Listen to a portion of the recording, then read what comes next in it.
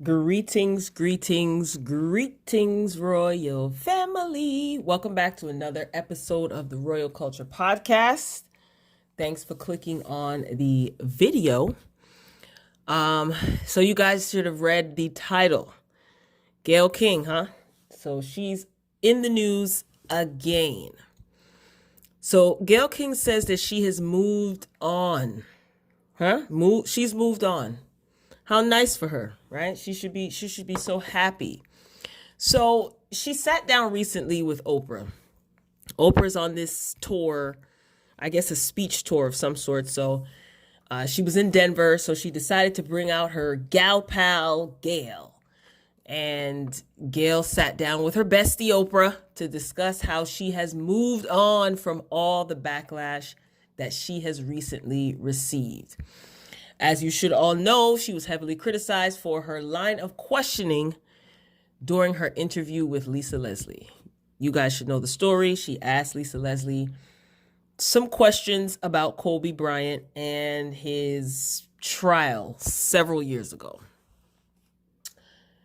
So Gayle, she says that the aftermath of asking Lisa Leslie what she asked her about Kobe Bryant, which is also a close friend of hers.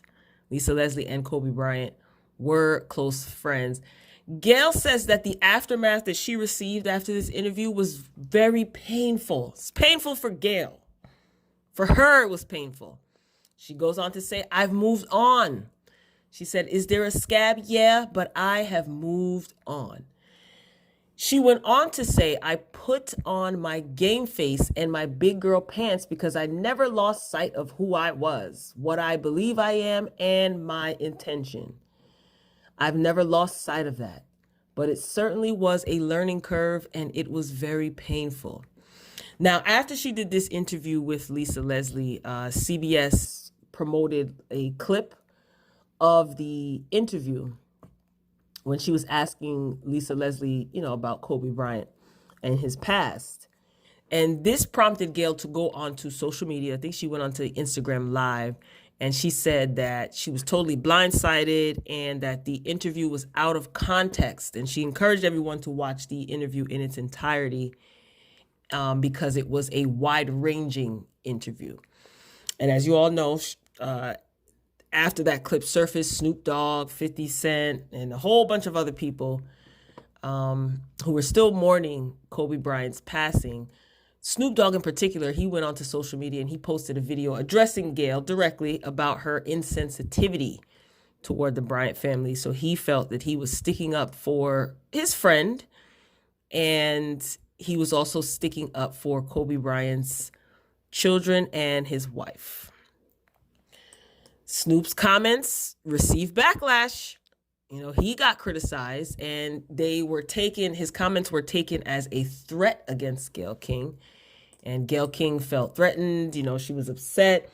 She missed a day or two of work. Oprah had to fill in for her, and Oprah was crying, saying that it's not good. Her friend is going through so much.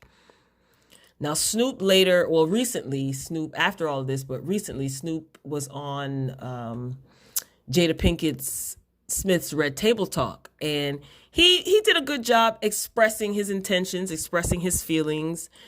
Jada did extend an invitation to Gayle. We've yet to see her on Red Table Talk. Snoop did apologize to Gayle King. He did it publicly. And Gayle King Snoop says that Gayle accepted his apology, but there has been no further contact since then. He reached out to her and offered to sit down with her privately to further discuss this. She did not reply. It's just been said in the media that she accepted his apology. Oprah, during this sit down with Gayle and Oprah says to her what made matters worse for King was the quote unquote good people who remained quiet during all of this backlash that Gayle was receiving. Here's what Oprah said. She said, it's not the people who are being mean. It's not the badness. It's not the vitriol that's being put into the world, but it's the good people who remain silent. That becomes so hurtful. After that, Gayle King, she expressed, I think we can disagree politically, we can disagree socially if you want to, but I just think humanity should prevail always. I think we still have to figure out a way to navigate that with each other. She continued, we can disagree and you can be mad at me even, but you can't speak to me the way I was spoken to and threaten. Oprah commended Gayle for not allowing the hardship. I guess the hardship is the backlash that she received. She commended her for not allowing the hardship to make her doubt herself. Then they went into talking about Oprah says that she doesn't need therapy because she has Gayle and they've been friends for so long and they've always been there for each other, yada, yada. Here are my thoughts. Gayle, I don't believe that Gayle does not understand why she's receiving all this backlash. I refuse to believe that. She cannot be that dense and she cannot be that naive. Gayle, her line of questioning was in poor taste, point blank, period. And I think she knows this. Now, it doesn't mean that you should have been threatened because she felt that she was threatened by whoever. She was receiving, oh yes, that's what Oprah said. She was receiving threats of all sorts from many different people, okay? Doesn't mean that you should have been threatened, okay? I feel that she did not show any integrity or accountability, and that's probably forever going to leave a bad taste in people's mouths. You know, your homegirl over there, Oprah, she's already on just about everybody's canceled and block lists, most people anyway. And this is especially going to leave a bad taste in the mouths of the people closest to Kobe Bryant. Do better, Gayle. Do better. And again, I refuse to believe that she has no understanding as to why people are upset. And I noticed that she never says that in any of her interviews. She never says, I understand where people are coming from, unless that's a interview, excuse me, or an article that I missed. You know, it's like Gayle, she provokes a discussion and then she turns around and she wants to claim victim. I think she was a victim. She was a victim of her own choices. And I do think that it is very cowardly for her to hide behind this whole quote unquote, I was just doing my job BS. You know, as a journalist, it's my job to ask the hard hitting questions. I think that's BS. I think that is BS. Like you're not a victim here. You understand? And just the accountability, the lack of accountability is really disgusting. You know? And it's interesting that she sat down with Oprah. She chose to be interviewed by her best buddy. Because I think that she doesn't have the courage to face hard questions. You know, I'm pretty sure if she sat down and spoke with someone who was neutral, she would fold. She would fold. How ironic is it, right? That she's not sitting down with an interviewer who is, you know, who's unbiased, and who basically would be neutral to ask her some of these hard-hitting questions, just like she said she was doing during her interview with Lisa Leslie. Remember, she said, I was doing my job. It's my job to ask difficult questions.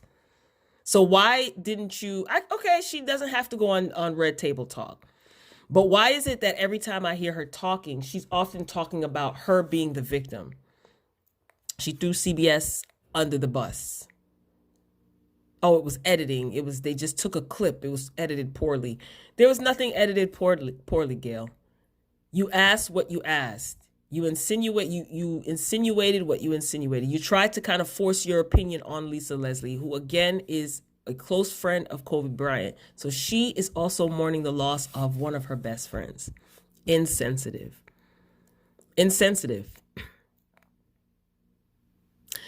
And again, I really wish that she would have sat down with someone who was neutral. What do? Like a coward, you talk to Oprah about it. It's so corny to me. Not saying that you shouldn't have spoke to Oprah, but why is it that you can't be interviewed? She probably declined so many interviews because she knows. To me, it just seems like she basically found a politically correct way to say that she doesn't give a damn, that she doesn't care, right? And two wrongs may not make a right, right? Everybody says two wrongs don't make a right. Okay, that may be true for some.